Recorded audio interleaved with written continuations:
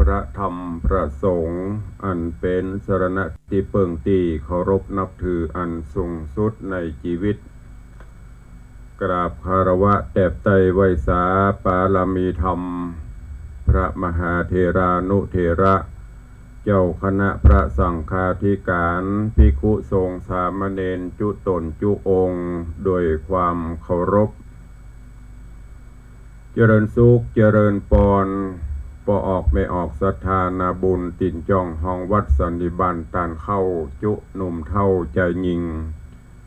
ก็ขอน้อมต้อนรับทุกท่านเข้าสู่รายการมรดกธรรมกำเมืองและรายการสารธรรมกำเมืองต่างสถานีวิทยุกระจายเสียงพระพุทธศาสนาแห่งชาติและสังคมคลื่นเพื่อการศึกษาพระพุทธศาสนาและวัฒนธรรมส่งสัญญาณกระจายเสียงจากสถานีวิทยุวัดฝ่ายหินตำบลสุเทพอำเภอเมืองจังหวัดเชียงใหม่สถานีวิทยุเพื่อการเผยแพร่พระพุทธศาสนาขึ้นพระพุทธศาสนาและจริยธรรมในความอุปถัมภ์ของมูลนิธิพระบรมธาตุเจ้าดอยสุเทพส่งสัญญาณกระจายเสียงในระบบคลื่นความถี่ FM 96.0 เมกะเฮิรตซ์ตลอดจนวิทยุชุมชนเสียงตามสายห่อกระจายข่าว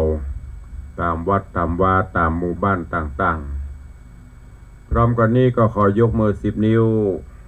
กราบถวายการต้อนรับและเจริญพรต้อนรับครูบาอาจารย์พระเจ้าประสงค์องค์เนรตลอดจนสาธุชนญาติโยมFC แฟนรายการทุกท่านที่ได้เข้ามาติดตามรับชมรับฟังทั้งภาพและเสียงการไลฟ์สดต่าง Facebook ไลฟ์ของวัดวังสิงห์คำ Facebook ไลฟ์ของธรรมะคลายเครียด Facebook ไลฟ์ของทีวีวัดฝ่ายหิน Facebook ไลฟ์ของท่านอาจารย์พระครูสมุวิสุวัฒน์วรกิจโจFacebook ไลฟ์ของธรรมะภาคเหนือตลอดจนหน้าจอ Facebook ไลฟ์ของญาติโยม FC แฟนรายการทุกท่านที่ได้เข้ามาแล้วได้กดแชร์เสียงธรรมแชร์เสียงบุญนี้ไปยังกลุ่มเพื่อนๆของท่านทั้งหลายขอกราบขอบพระคุณท่านผู้อำนวยการทุกสถานีญาติโยม FC แฟนรายการทุกท่านตัวเองรายการนี้ดำเนินโดยกล่าวกับผมอาตมภาพ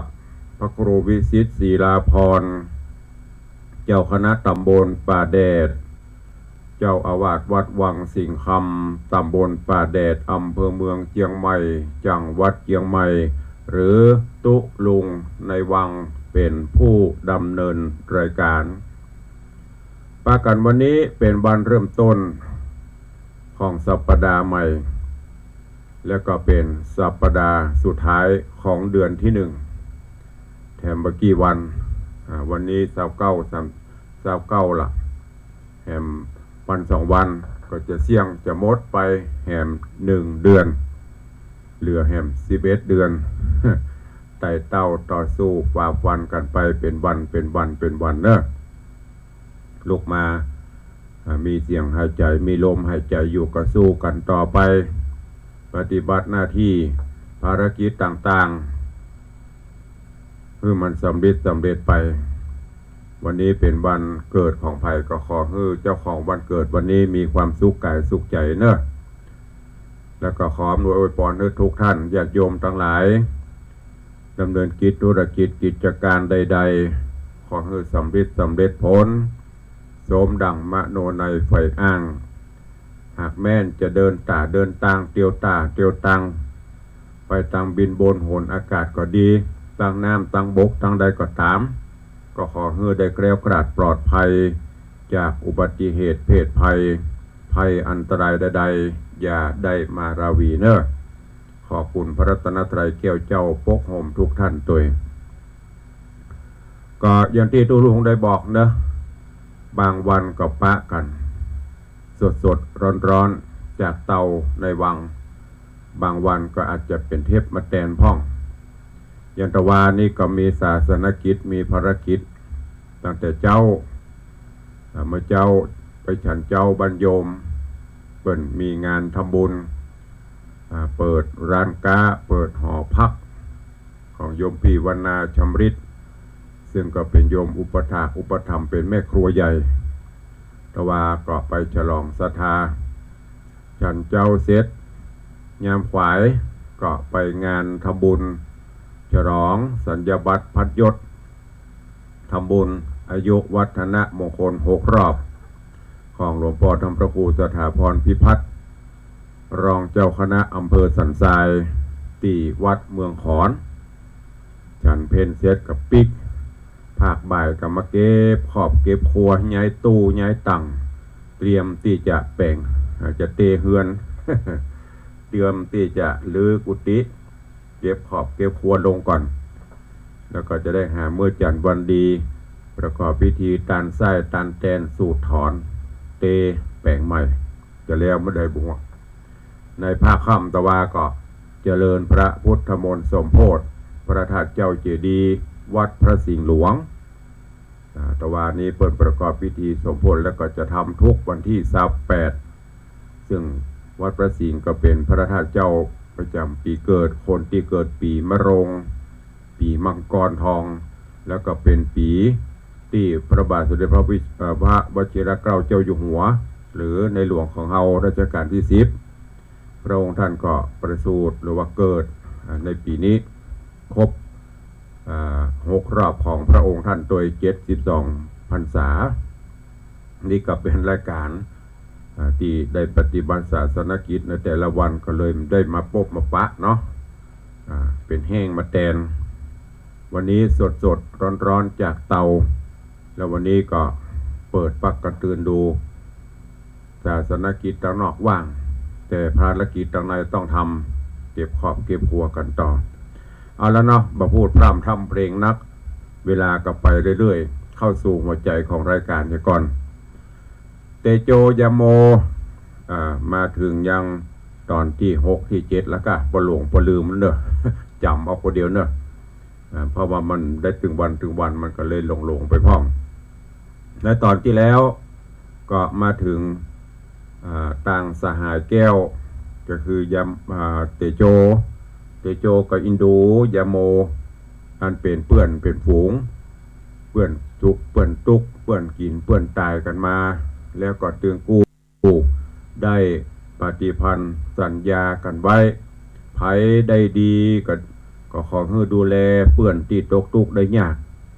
ก็อ้วงง่ายๆก็คือจะประคับประคองช่วยกันบัลละบักว่างกันเตโจได้ดีก็ขอให้ดูแลยาโมตัวเองยาโมได้ดีก็ขอให้ดูแลเตโจตัวเองถ้าเป็นภาษารุ่นใหม่จะควงแขนกันไปควงแขนกันไปกอดคอกันไปตายตัวกันตายก็ตายตัวกันซุกก็ซุกตัวกันตุกก็ตุกตัวกันนี่แหละคือลักษณะของเพื่อนใครจะคบเพื่อนคบกลุ่มก็พอตัวเนอะยามเขาซุกตัวเฮาก่อยามเขาตุกเขาตุกตัวเฮาก่อยามเฮาเดือดร้อนเขาเดือดร้อนตัวเฮาก่อรักษาความลับของเพื่อนบ่เอาความเลือกความบดีของเพื่อนไปเปิดเผยสิ่งเหล่านี้มีในหลักธรรมะขีหิปฏิบัติการคบเพื่อนคบมิตรคบฝูงต่างๆเหล่านี้เดี๋ยวถ้าตายตุลุงจะมาสรุปให้ฟังในตอนที่แล้วกำลังมาถึงตอนที่ยาโมจะโพดภายเตโจโดยบอกให้เตโจไปเอากับยาโมกับมลิกาเพื่อไปปากันมาเนอะมาเก็บเอาปูหรือใบพลูที่ปนเอาเกี่ยวกับหมากบ้านของอันเตโจนี่มีนักเป็นปลูกต้นไม้ร่มรื่นรมณียสถานปลูกปูปลูกอย่างนี้ถ้าบ้านเขานี่ก็จะมีปูผ่องดิบปรีผ่องไม้เลื้อยไม่ที่ปนปลูกตามต้นไม้เตโจกับบอกให้ยาโมไปปลาอเมริกาเอาเปียดเอาซ่ามาตัวเนอะมาขึ้นปูเก็บปูเอาไปขายเตอะได้แต่ใดก็เอาไปเตอะช่วยกันเอาไปเลี้ยงดูกันเตอะป่ายปอสตางค์ก็ตัวแหมอยู่ยาโมก็ไปจวนเอายาโมก็จวนเอาอเมริกากินข้าวกินน้ำแล้วกับปลากันมาจะมาขึ้นปู แต่เตโจบอกให้ยาโมว่ามีข้อแม้ขึ้นปูถ้าเอามือเกาะขึ้นสู่มาเตอะห้ามเอาตีนตะป๊อบห้ามเอาตีนขึ้นถ้าจะเอาตีนตะป๊อบขึ้นไปก็ห้ามใจมือกำเนอะมีข้อแม้คือจะนี้เอาจะเงียจะได้ยาโมก็ลองพอขั้นแรกนี้เอากำมือขึ้นตั้งแต่ไหนลองรับตานึกไปตัวเองเพื่อขึ้นต้นไม้เนี่ยแต่ก่อนมันมีรถยกมีรถกระเช้าหรอขึ้นตะป๊อบขึ้นไปกอบขึ้นไปต้นหมากเอากำมือขึ้นตีนประกบมันก็ขึ้นไปได้นี่ใหญ่ต่อไปก็เลยเปลี่ยนเอากระตีนจำยิ่งกันเอามือประกามมันก็ตีนตะป๊อบขึ้นกับไปได้เนี่ยได้กับไปได้คำนี้ได้ทีก็ไปบอกฮือกับเตโจว่าโอ้เสี่ยวเฮ้ยขยะไปได้เฮ้ยเอากระมือขึ้นตีนบ่ขึ้นมันก็บ่ขึ้นไปได้เอากระตีนตะป๊อบเข้าไปมือบ่กำมันก็ขึ้นไปได้ยาโมได้ทีก็เลยสอนธรรมะคืออันเนี้ยเสี่ยวเฮ้ยการขึ้นปูขึ้นหมากการทำมาหากินก็เช่นเดียวกันก็จะต้องอาศัยซึ่งกันและกันโดยเฉพาะผัวเมียอยู่ด้วยกันช่วยกันช่วยกันหาช่วยกันเตื่อมช่วยกันตุ้มถ้าบ่ช่วยกันเมียเสาะคนเดียวผัวอยู่กับบ้านกินก็เหล้าเมายาทะลุเงินมันก็ได้ผัวเสาะคนเดียวเมียเอาไปทะลุให้หมดซื้อเครื่องสำอางซื้อเสื้อซื้อผ้าซื้อนั่นซื้อนี่เอาไปเปกันคนอื่นเยอะๆมันก็ชิบหายจะต้องช่วยกันเหมือนกินเหมือนมือสอนธรรมะขึ้นไปจากนั้นก็เลยปล่อยขึ้นเก็บปูเก็บอย่างได้ตีได้ตังละได้ตีได้ตังแล้วก็จะเริ่มแผนการต่อไปทดลองใจเมียอีกเด้อว่าจะมีใจเป็นจะได้พ่องก็เชิญญาติโยมทั้งหลายเด้อติดตามรับฟังเตโจยาโมในตอนต่อไปณโอกาสบัดนี้ นะโมตัสสะภะคะวะโตอะระหะโตสัมมาสัมพุทธัสสะสัทธโวฟังลาโสตุจนาสัพพุริสะตังหลายตั้งยิงและใจม้วนโมติได้ปากันอยู่ทอมทาดาฟังยังรัสธรรมเทศนาเตโจยาโมลำดับมาแถมแล้วเนื้อเจ้าขอเชิญหมู่ศรัทธาตั้งหลายหนุ่มเท่าจุงตั้งจิตใจเราทอมทาดาฟังต่อไปนานี้และนาตาในการละนันนาเล่านางมาริกานาดานก็หาบเอาใบปูไปถึงบานยามแห่งมันกืดกินแหน่งอยู่ข้าคอยโดยกืดน้อยใจตัวว่ากูมีผัวก็บ่เหมือนตานผัวบ่กืดอ่านการสองหอเฮือนก็มาปังหวาดยามเมื่อฝนตกสาดเปียหำมืดฝนดำตั้งเหนือไตกืดแยกใบจักนอนควายเป็นดีใครตายฮือโปนวิบากสั่งมาตุกยากเหลือใจพื้นครัวนุ่งใบปูดขาดบ่มีเสื้อสาดห้องนอนบ่มีมุ้งหมอนผ้าห่มอยู่เดือดจมตึงวันอยู่กับกันยิ่งตุกกึดสั่งมาบ่ลุกสักรายกูมาเสียดายเตโจ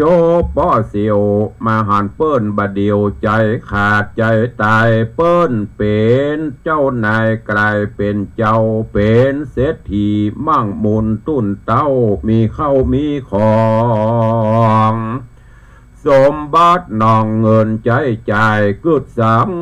ก็มาง่ายสบายดีเมื่อยามหัวที่ตัวเปลี่ยวกูเอาพ่อเสียวเตโจก็ตึงดีมาเสียทียาโมบะผีห้าหายเจ้นกว่าเตโจยีกูจริงเมามัวแจ้งดาฮื้อเมืองเป็นห้าตายถึงวันนี้แหละนะ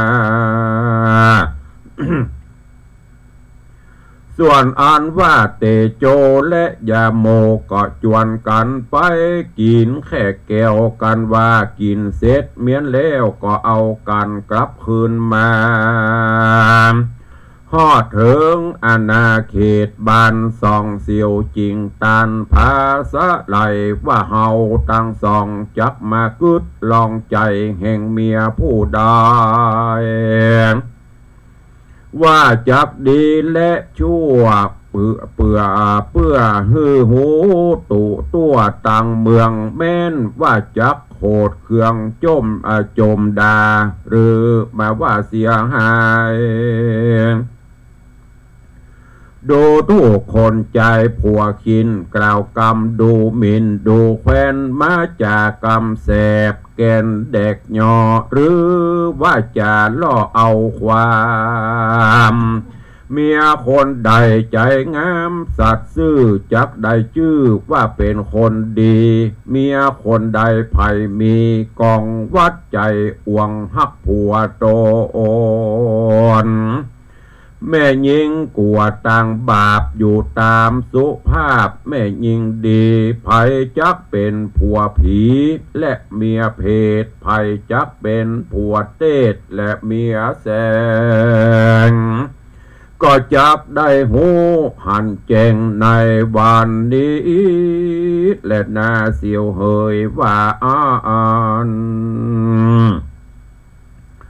ตัสสะมิงคะเนในขณะยามนั้นอันว่ายาโมก็เอาตัวลงไปนอนกลิ้งเกือกฮือปอนเปลือกโดยฝุ่นฮือดีฮือตีนมะมุ่นเต็มฮือดินมะมุ่นเต็มตัวผมเผาบนหัวยันยงนอนแก้มฝุ่นฟุ้งเนี่ยไม่เมาฮือเตโจเพื่อเอาเมื่อส่งบานแล้วห้องเรียกตานนางมาริกาว่าขอแม่เสียวรีบลงมาฮับเอายาโมสหายข้ามันเมาเหล้าอันข้าเฟือมาส่งฮือนี่แล้วเล่าขอแม่เสียวเจ้ารีบลงมาเอาเสียวเฮากำลังเมายิ่งล้ำไผ่บ่มาเอาไผ่ก็เอาบอดใดข้ากอดคอเสียวไว้ดะดาวกลัวมันล้มเต้าตึงยืนย้อนกลางคืนเย็นค่ำเตียนเดือนบ่พรำสว่างแจงกัวเสียวแองแมงนอนตายจิงนำมาส่งแม่นายนางนี้แหละนางเมื่อนานนางมาริกาปาโลได้ยินกำเตโจมาว่าอันใจนางมินสันละโลดนางคิ้วโคดไปหน่อยจริงเอิ้นลงไปบ่จ้าว่าข้านี้บ่ลงไปผัวจังไรผีบายินกลัวมันข้าตีหัวจุงละตัวมันไว้ตีหันมันตายกันมาหันแต่กำกินปล่อยฮื้อมันนอนเหียดดินฝุ่นเนี่ยกูบ่ออกแน่ไปเอายามนั้นเสร็จหีเก้าเตโจทาริเพื่อเอาสะหายปิกคืนกายปอกบันโตนแล้วก็ฮื้อยาโมอาบน้ำจำละล้างฝุ่นดินทรายส่วนเตโจใจเสร็จหีก็ลงนอนดินเตควีกลิ้งกลัวกิ้งเกือก เสื้อฉีกเสื้อผ้าปูดขาดเอาตัวลาดโดยฝุ่นดินทรายเนียตาเอาง่ายดังเมาเหล่าเฮือยาโมเฟือเข้าประตูบานแล้วกล่าวตานซึ่งนางจันตาว่าวันนี้นาเตโจกินปอดหนวบเมาเราไปกินแค่เก่าสะหายจริงเมาไม่เต็มตีมาบ้านนี้ใครวะใครห้าข้าจริงลากเฟือมาส่งนี่แหละนายามนอนนางจันตาหน้าไทยจริงรีบใดเร็วไวฟังลงเฮือนไปฮับเอายังเตโจเสียทีจากรรมดีอ่อนอ้อยว่าข้าหมออ่อนน้อยขอยินดีพ่อเสียวมีคุณนาได้เฟือมาส่งบานขอป้อเสียวจุงโอดเฟือเอาขึ้นเมื่อสู่บนเฮือนก่อนเพื่อเบาผ่อนให้เมานางก็รีบนำเอาน้ำมาอาบมาจำละคาบฝุ่นใส่จันตานายน้องน้อเอาฟังเปลี่ยนเอาเสื้อผ้าครัวใบเกใส่ใจผัวโตนรีบเววนบีบกันพับตัวนั่นกายาโดยมโนมนาอันฮักยิ่งนั่นแหละนาสาปุริสาตังลาตังยิ่งและใจหนุ่มเทาอันฟังอยู่เฝ้าดาฟังยังจะตะกังนิยายธรรมอันเก่าได้สืบเล่าตามกันมาบัดนี้นาจักจะสืบสนตัดบทตนเดิมมายามนอนเตโจและยามโมสองสหายการรุ่งแจ้งควายเนี่ยการรุ่งแจ้งเถิงยามควายมาแล้วสองเสี่ยวเกวก็เจียนจาซึ่งกันไปมาหลายสิ่งเถิงยังนางเมียมิ่งสองขาว่าโบราณาจาจัดเก่าอาจารย์เจ้าสอนไว้ว่าเมียดีจงรีบหยาดลังมาจ้างว่าเมียบอดีจงรีบอย่าล้างมาจ้างบอดีก็ฮือรีบขายงัวควายบอดีฮือรีบใจก็มาได้ง่ายแก่เมียเสียวตัวมันเที่ยวบ่จื่นสู้ตามดังข้าหูมานานนอนและเสียวเฮยดูรายาโมอันเสียวไว้ใจเมียว่ามันยังฮักเสียวเป็นสันได้เล่าจายามไปไหนมาป้อยว่าเดือดดาดโดยกำว่าห้าตายโหงคมผัวลงกำไตฮื้อผัวอยากไรดูแควนอยู่ใกล้แกนเบื่อนายนี้ละป้ายมันเหียแล้วเอาเมียคนใหม่บนล่างใจว่าหาเขียมและเสียวเฮยตีนานยาโมจริงจะตอบว่าดูราสะหายตามดังมาริกาบอกข้า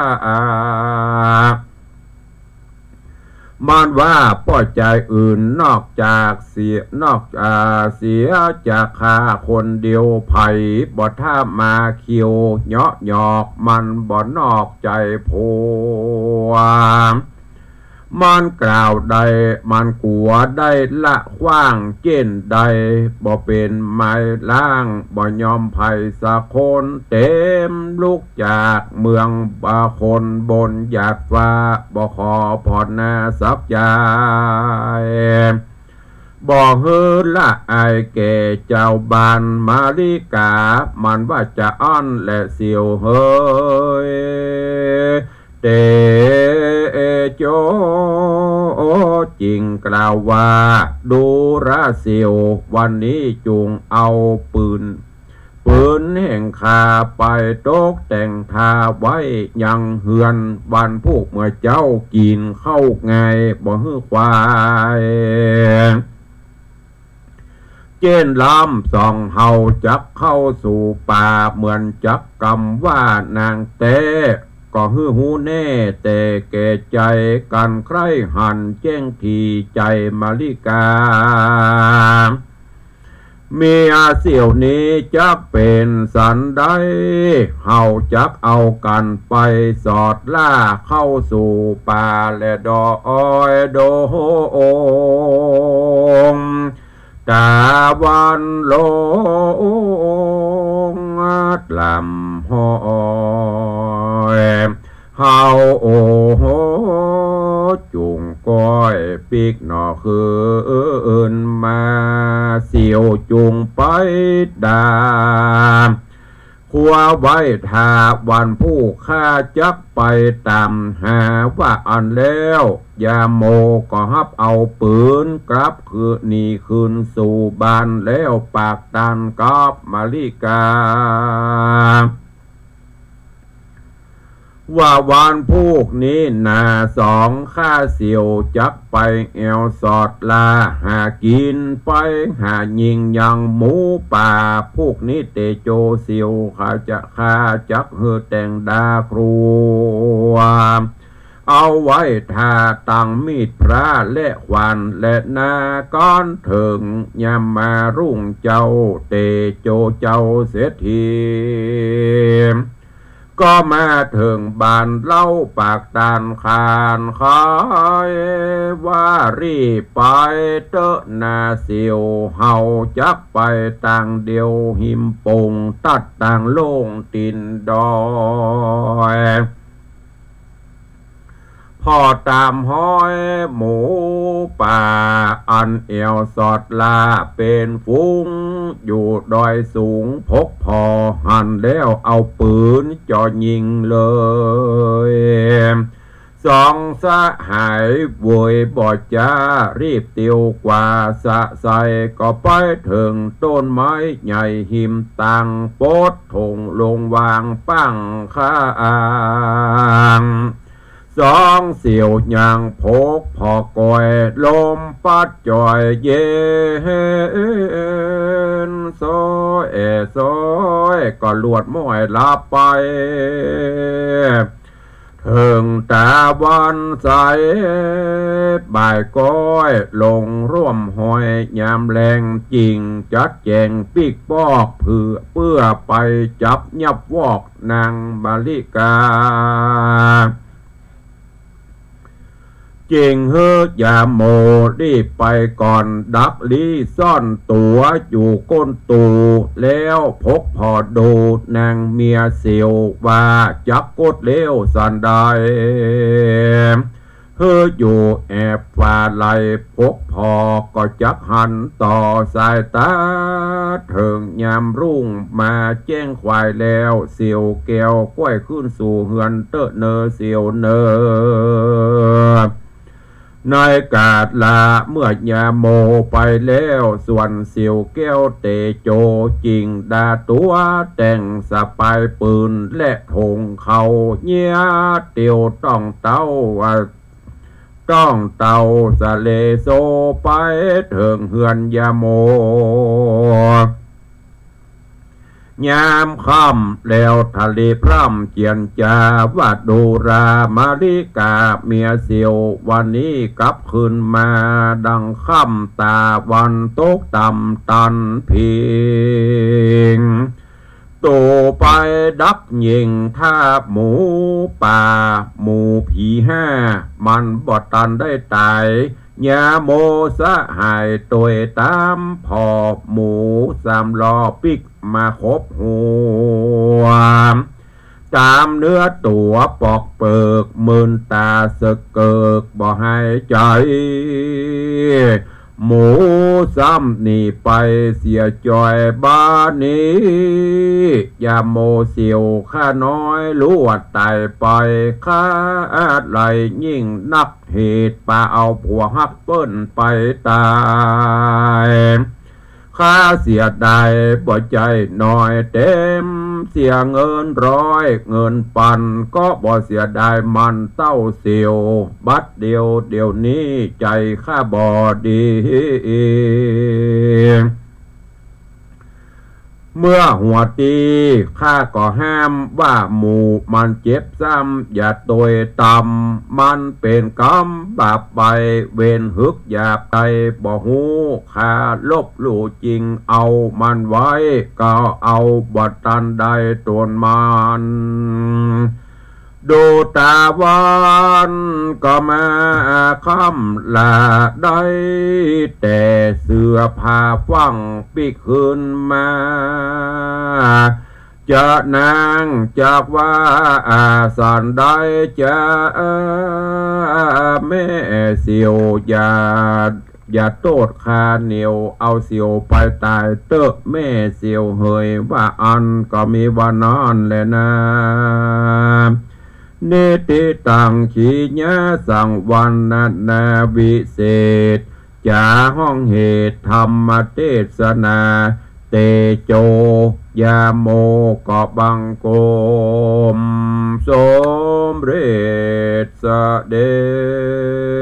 จเตโจยาโมลำดับลำดามาถึงยังตอนที่7เนาะตอนที่7ขึ้นสู่ผูกที่3ละก็พอเวลาเหลือแถมน้อยเดียวเอาไว้ตักไว้ตายพี่น้องศรัทธาต่างบ้านเนาะโป่งวางไว้เต้าอี้ก่อนเหลือแถมสักตอน2ตอนก็จะอวสานละเรื่องราวเนื้อหาในตอนนี้ก็ลำดับลำดามาถึงยังหลังจากที่ต่างเตโจอินดูยาโมอันเป็นเพื่อนฮักกันมาก็บอกคือยาโมไปจวนเอามาริกามาที่บ้านเพื่อจะเอาปูเก็บอย่างไปขายซื้อแลกกินข้าวสารกินอาหารไปแล้วก็ได้สอนธรรมะไปดังที่กล่าวแต่ต้นทีแรกคือยาโมเอากำมือเปี่ยงขึ้นต้นมาต้นไม้เก็บปูมันก็เนี่ยมาได้เอากระตีนขึ้นก็ขึ้นมาได้ต้องเอาตึงตีนตึงมือช่วยกันไปแล้วก็ยกอุปมาอุปไมยเปรียบเทียบการอยู่ร่วมกันครองบ้านครองเฮือนระหว่างฉันผัวเมียหรือสามีภรรยาต่างเมื่อตกลงโปร่งใจกันอยู่ด้วยกันแล้วต้องวางแผนชีวิตสร้างครอบครัวด้วยกันช่วยกันช่วยกันหาช่วยกันสร้างฐานะรักฐานไปผัวหาบเมียก่อนตัวกัน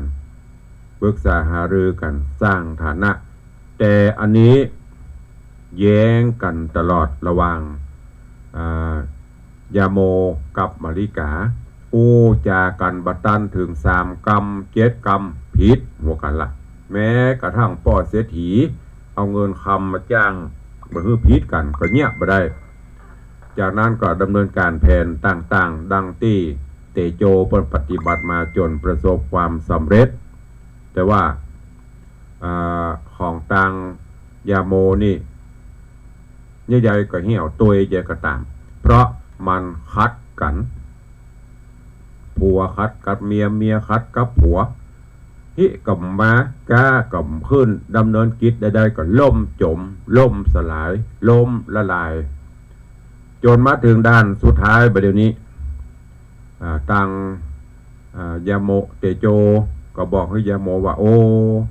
คนว่าถ้าผัวให้เมียให้อยู่ตัวกับแล้วก็มันจะล้างละกันเตอะจ้างให้มาให้งัวควายให้มันบ่อยู่กับเจ้าอย่างยกตัวอย่างอย่างงัวบ่อยู่กับกวนขวะกวนข้าวกวนเจือกเปิ้นว่ามันจะเลี้ยงขายเหมือนเดียวกัน เริ่มแผนการต่างๆนานาจนกระทั่งแต่งไปกินเหล้าเมายานอนกิ้งเกือกขี้เปอะขี้โตมแล้วก็ทดลองลุกเมียไผ่จะดีเอา ยาโมเตโจแต่งฮื้อยาโมเมาเหล้าเฟือเข้าบ้านแล้วก็แต่งไปห้องมาริกามาเอาที่ไหนได้ โจมเก่งปะทะเอามามันบ่เคยห้าเลือดตะปูดสะเตื้อก้าปล่อยมันตายใกล้ตายปองหากินเสื้อกินเงา ดอกภาษาดอกไม้ทางนั้นออกมาโลกไปเอาบ่เป็นลายแล้วเฮ้ยยาโมเฮ้ยเตโจก็เลยปายาโมงไว้ปีกไปอาบน้ำอาบหนองที่บ้านแล้วก็จะลองทดลองเหรอว่าจันตาเมียข้าเหรอมันจะเหมือนมาริกาเมียสูก่อเตโจก็แต่งไปกิ้งเกือกขี้เปอะบล็อกปอกแปกมอมแมมหัวโรคเบาลุงบลังมดแล้วก็คือยาโมเฟือเข้าบ้านลองแผนการเหมือนเดียวกันนั่นแหละยาโมกับเฟือเตโจเข้าบ้านแล้วก็ไปห้องเอาแม่เศรษฐีจันตาเมียของเตโจโอ้แม่เสี่ยวเฮ้ยลงมาเอาปลาเสี่ยวกระเตอะขออนุญาตไปเนาะไปเอี่ยวไปแบ่งหาเพื่อนหาฝูงปะกันวันนี้นักเกเฮานับไปหน่อยมันบอกเรื่องแล้วประเด็นนี่ข้าเฟือมาส่งเนี่ยเป็นบล็อกซอกแจกกิ้งเกือกขี้เปอะตาบกตาบะจันตาได้ยินก็ฟังบอกโอ้พ่อเสี่ยวขอเตอะขอช่วยเฟือพ่อเสี่ยวขึ้นมาบนบ้านเพกรรมเฟือผัวข้าขึ้นบนบ้านกำโตโอ้ปอมันเนาะเมินปลากันกินแตะกินบ้าเอาขึ้นมาอาบน้ำอาบหนองขอบคุณกับยาโมตลอดโอ้ขอบคุณนักเนอที่เอาอันผัวมาส่งเอาปอบ้านมาส่งจากนั้นก็อาบน้ำอาบหนองหมดอันเนี้ยได้หันละระวังเหมือนเดียวกันแผนการเดียวกันลองใจปรากฏว่าจันตาเพิ่นปฏิบัติหวังเอาผ้าเอาอย่างมาเจ็ดน้ำเจ็ดตัวเปลี่ยนผ้าเปลี่ยนคือโมดแล้วก็จากนั้นเริ่มแผนการต่อไปแหมเตโจก็เอาอันปืนคือยาโมว่าเซียวเอาปืนไปไว้บ้านเนอะวันพวกเขาจะแต่งเข้าบ้านเข้าป่าจะไปเสาะพอจะลองใจเมียแหมแล้วก็พอได้เวลากับปลากันเข้าป่าแต่มไปเสาะหมูเสาะปะงานสักอย่างรอไปทดสอบพอเพื่อมันขับมาแต่งลองพอจนกระทั่งได้ตีได้ต่างเซตแผนการเรียบร้อยยาโมเตโจก็บอกยาโมว่าเสี่ยวใครรู้ว่าเมียเสี่ยวเป็นจะได้นะคือเสี่ยวไปพกพอก้นตูนะก้นตูแก่งเราเดี๋ยวไปอันอย่างก้นตูตุลุงไปถามอุ้ยเปิ้นเด้อตุลุงมีเวลาอธิบายให้ละก้นตูเฮือนแก่งเฮือนมันเป็นจะได้มุไปถามอุ้ยเดี๋ยวอุ้ยจะบอกพกพ่อแผนการก็เริ่มขึ้นยาโมก็แต่งปิกมาคนเดียวแล้วก็แต่งมาเล่าด้วยตาละห้อยเศร้าส้อยว่ายาโมเนี่ยโอ้ไปปะใส่หมูปลายิงหมูตายพ่องปตายลายมอกหากเนี่ยบอกว่าจะไปตัวเนอะยาโมกับวังโล่นตัวเพื่อจะไปฆ่าซ้ำปรากฏว่าหมูงายครบหัวเมียถลอกปอกเปิกตายพุ่นละโอ้ข้ากับไปดีอินดูเหรอจะเอามากับมาไม่ได้เลยเอากระเสื้อผ้ามันคือไม่เสียวพอนี่มาริกาได้ยิน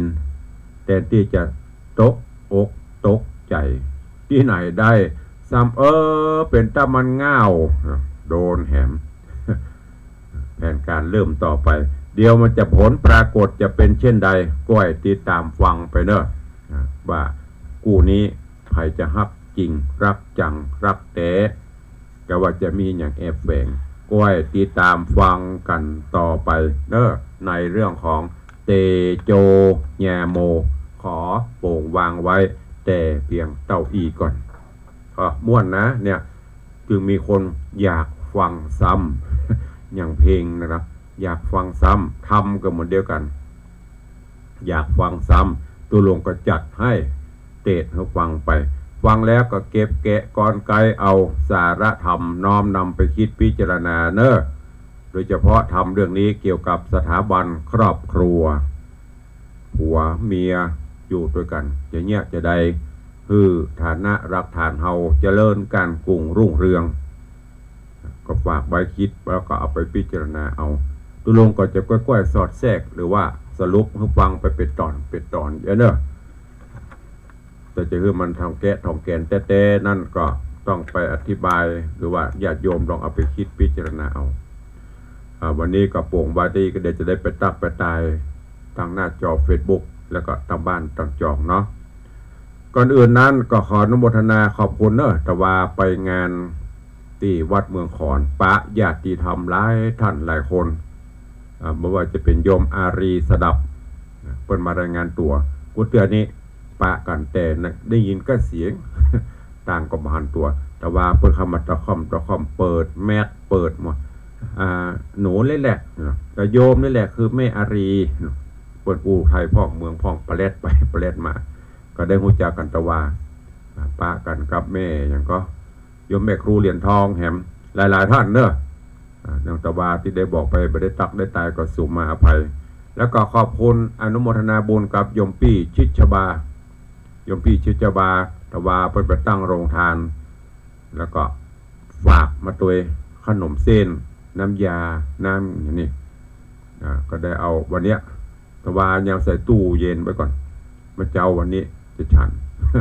ขอบคุณเนอะได้ตักได้ตายกันได้อู้ได้จากันหลายท่านตั้งแต่โยมมาถามตุลุงอยู่ไหนโอ้เนี่ยกัดตุลุงเลยว่าโอ้อีแม่ฟังอยู่เนอะโอ้ได้มาหันดีอกดีใจหรอกถ้าใครหันตัวเป็นก็มาได้วังไปเนอะขอบคุณทุกท่านทุกคนตัวเองแล้วก็ขอบคุณเจ้าภาพกันเทศกันทำเตโจยาโมโยมปเลี้ยงธนวัฒน์โยมแม่เลี้ยงทัดพิชาสุสิงคำเป็นเจ้าภาพปูจาธรรมเตโจยาโมถวายปัจจัยปูจากันทำมา 3,000 บาท3ผูกละปัน สาธุอนุโมทนานอกนั้นดับปิ่งอุแต่พ่องเล่นพ่องนั่นเนอะเปิดปูจากันเทศกันทำไปขอบคุณทุกท่านทุกคนตัวก็จะได้ไปตักตายตั้งบ้านตั้งจองเนาะกำลังเข้ามากันหลวงหลายวันนี้โอ้หลายท่านหลายคนติดตามตั้งหน้าจอ Facebook ไลฟ์มีใครบ้างเอ่ย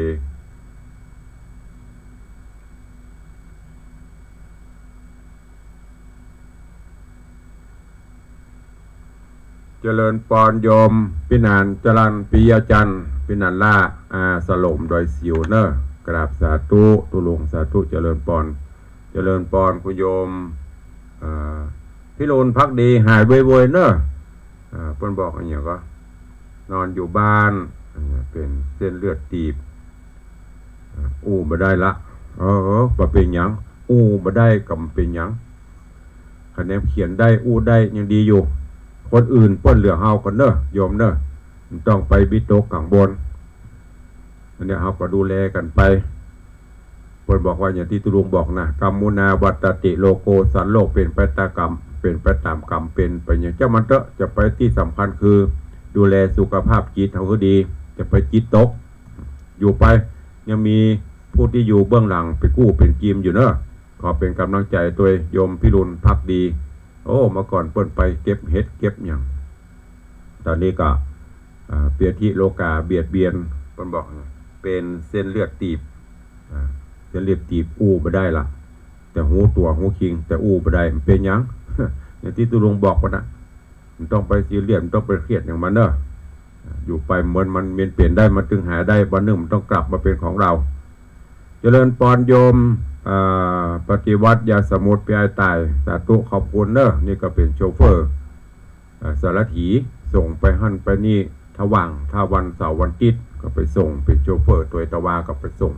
3-4 งานตัวกันขอบคุณอนุโมทนาบุญตัว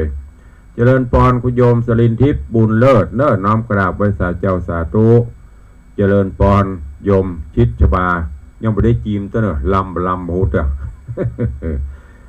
ว่าจะล่ำบ่ตะลงตะวาล่ะก็เอามาแผ่กระแสตู้เย็นมาฮะเพราะมันเลยเวลาจะเก็บไว้เดี๋ยววันเนี้ยจะสั่งหาร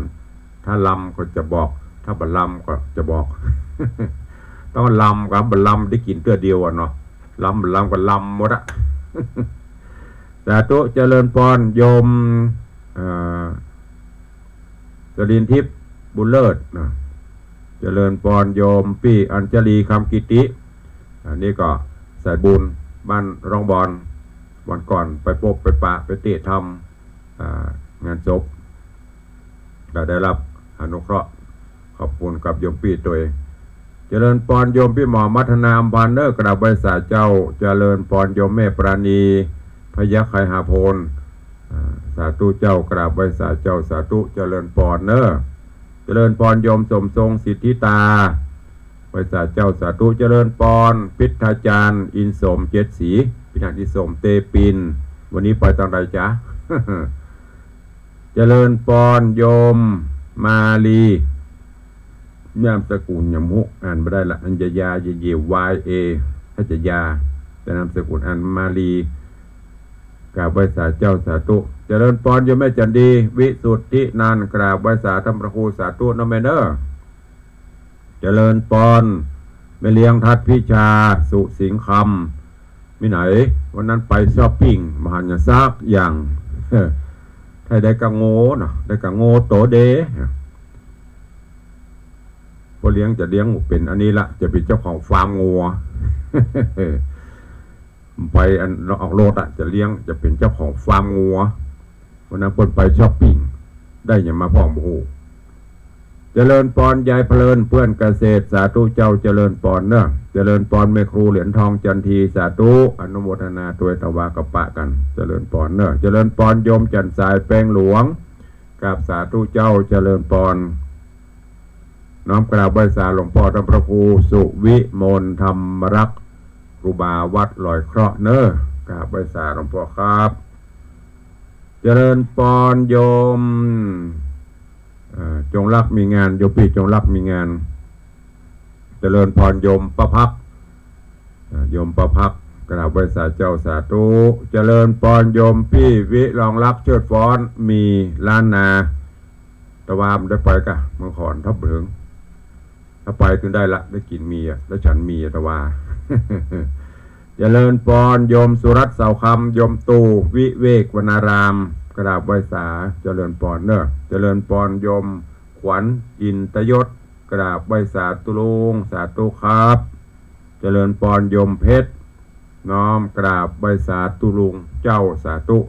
เจริญพรโยมเอาวันนี้มาถึงคู่เนาะพี่อายุหายพี่คำน้อยมาหาคำน้อยจังซอไม่แจ่มสาธุเจ้า ซออันถ้าว่างนะบอกให้อายุตัวซอคนห้องก็ซอไตเติ้ลรายการส่งมาคือกำเนิดสัก2 นาทีใช้เวลาประมาณ2 นาที ถ้าว่างนะ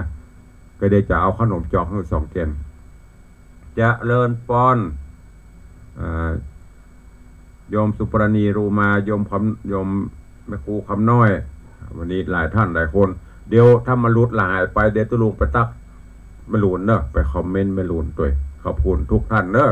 ติดตามตั้งหน้าจอ Facebook ไลฟ์ยังพอมีเวลาแถมน้อยไปต่างบ้านต่างจองใครจะตักจะตายจะอู้จะจ่าต่างบ้านต่างจองเข้ามาเนอะ0817836540ใครตักใครตายกับตุลุงเข้ามามีอะไรก็ตักตายกันเข้ามา0817836540มีไหมเอ่ยไม่เลี้ยงอยู่ก่อไม่เลี้ยงทลัด แม่นายทัดพิชาอยู่ไหมนางสาวจันคำแสงบุญอยู่ไหมตัวมาตามนี้ตัวเจริญพร ไหว้สายเจ้าพ ภาษาเจ้าเจ็ดยอดเจ้าฟังอยู่เจ้าจำเสียงได้ละเจ้าสาธุเจ้าไม่เรียกเจ็ดยอดสาธุวันนั้นไม่มอนจันคำชูมาเตเนออุ้ยมอนกึดหนึ่งใจหนึ่งไปหนึ่งวันนั้นไปงานพระราชทานเพลิงศพหลวงปู่วัดบ้านน้อยกึดนะจะไปแวะอย่างหาไม่มอนพอดีกับเวลามันก็น้อยจากวัดบ้านกลางไปถึงปูนเตี้ยงป่ายละเปิ้นนิมนต์บ่ายโมงไปถึงก็เข้าทางหลังแม่อุ้ยอยู่ทางหน้าถ้า พระกัจกรรมเจริญปอนสายที่สองเมืองแกนสาธุและสื่อสารกับที่อำตึงเมียหรอรายงานตัวก็เอาละหูเรื่องละเดี๋ยวไปว่าเนอะที่ป้นหอมสตางอู้เมินที่ป้นมาหอมอู้กันเดียวเพราะอันนี้รู้กันอยู่ละป้นโทรรายงานตัวไปได้เจ็ดยอดเมืองแกนจันคำเนี่ยมีอย่างอู้ถึงเรื่องแม่อุ้ยมอนเดี๋ยวก่อนวันนี้เข้ามาหลายด้วยสายที่สามที่ไหน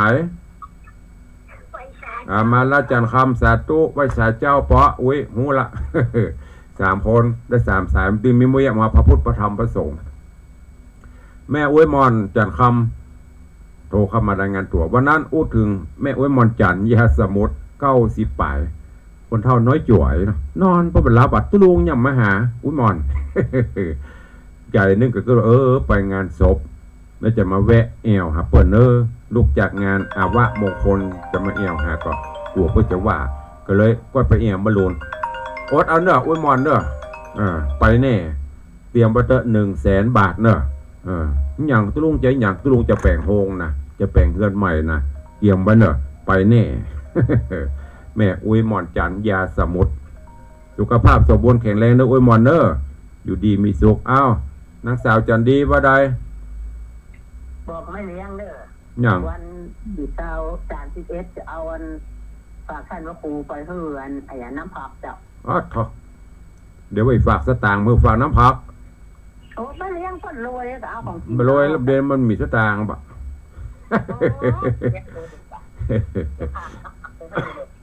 ได้อย่างพ่อก็แม่นายทัดพี่ชายแม่นางฟังเนอะของฝากจากอันจะดีเพิ่นจะฝากวันที่31บันฮือกันบันฮือจะไปเตะต้นเปาญาติพี่น้องของน้องนัดแม่เลี้ยงจันดีจะฝากน้ำผักปลาดุกปิ้งอย่างแหมว่าไปเจาะปลาดุกปิ้งคนเดียวเองนึกว่าฝากมาตัวอีกมันนี่ปลาดุกปิ้งเลยเดี๋ยวจะบอกเพื่อนเนอะฟังอยู่ฮะนะแม่เลี้ยงพ่อเลี้ยงฟังอยู่เจ้าสาธุเนอะโนโมตนาพ่อเลี้ยงแม่เลี้ยงฟังไว้เนอะของฝากจะแดนไกลอยู่แม่จันดีวันนิมนต์ไปเตะงานศพต้นเปา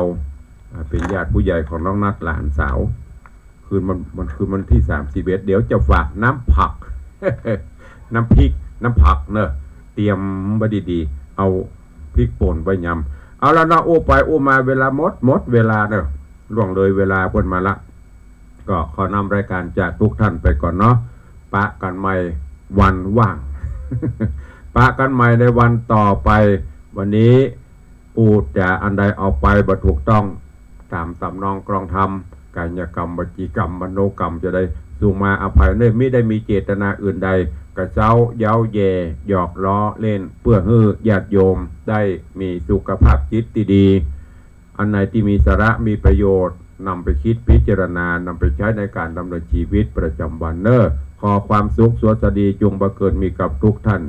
ทุกคนอยู่ดีมีสุขจุ่มเนื้อเย็นใจเพื่อมีสุขภาพพรรณนามัยสมบูรณ์แข็งแรงเหมือนกันทุกท่านทุกคนยัตตาโรธรรมาวัตันติอายุวันโนสุขังพะลัง